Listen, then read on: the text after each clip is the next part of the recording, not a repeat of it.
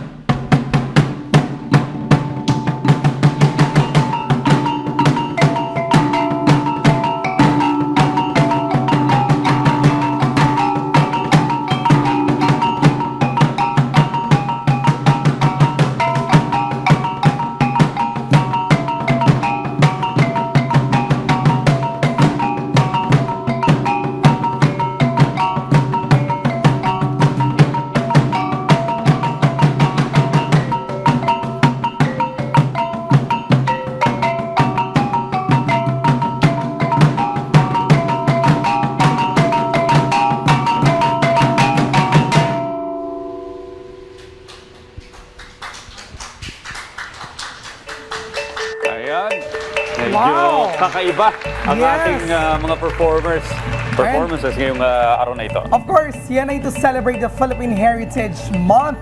Kasama natin ang Parangal Dance Company, isang group of performers na nakabase sa Amerika pero binibida ang sining, sayaw at kultura ng ating indigenous groups. Kaya kilalanin po natin ngayong umaga at makipagkwentuhan kina Matthew, Habib, at Dwayne. Good morning. Welcome to Rise and Shine Pilipinas.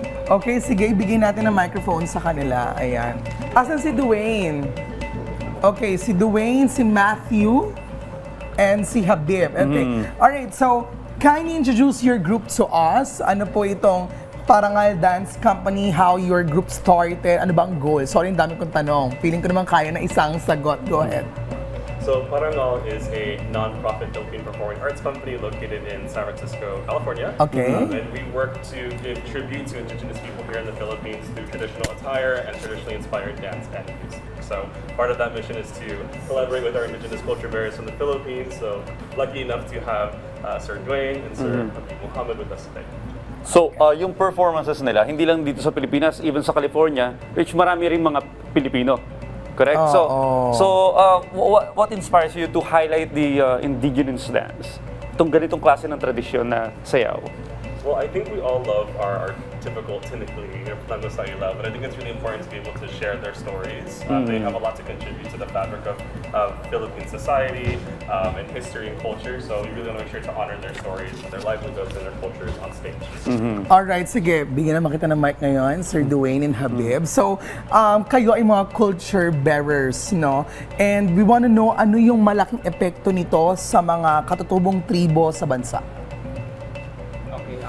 Effect po dito yung mga kultura natin, tapos yung it is to preserve our own dignity. Okay. As a taga, for me as a Kalingas, I have to preserve my own dignity. So I have to, as a culture bearer, I have to preserve it, and then I will teach it to the children or the next generation. Because our culture is not written, so it is transferred through oral transmission. So our culture is not written, so I have to teach them our culture, and then so yes, I have that's my obligation as a culture bearer. Okay, and you, Habib, as a culture bearer, tell us more.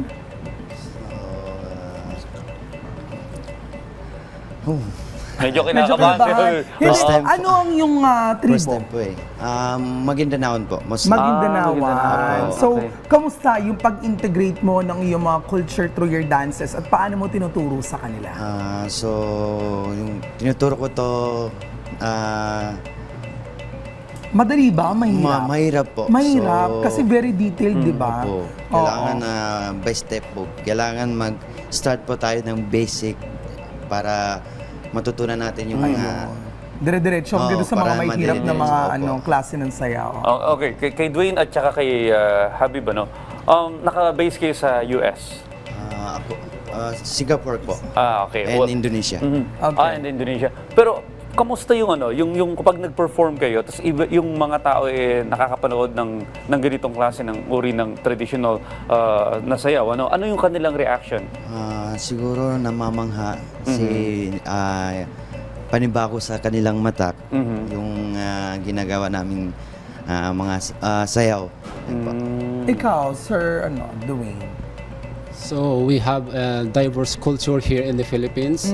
The Mindanao have different culture, and in the Kalingas, in the Cordilleras. So we have diverse culture, and then since we have diverse culture, it is good for us to learn from other culture, to appreciate their own culture, to preserve their own culture, and then to respect the culture of other nations or tribes here in the Philippines. Saka kultura natin yan na hindi dapat makalimutan ng kahit sino man sa mga Pilipino at lagi na-recognize. At minsan nga dapat ay talaga nag-i-integrate tayo sa kanila. Diba? Pero mix may Indonesia. Tsaka So ngayon, saan kayo nagpe-perform nung mga nakaraan? For me, I just came from America, San Francisco last December. I performed there, and then 2008 I was in Switzerland, and then here in Manila, Baguio, and in the Cordillera places. Okay. Matthew, I want to know also, since you were from US, but you also do these kinds of dances, I mean, embracing the culture of the Philippines. How does it feel like you being part of it? I think it's an honor and a privilege, one, to be able to stand aside culture bearers like this and work with them throughout that process, but also to tour internationally to celebrate Philippine culture is a blessing.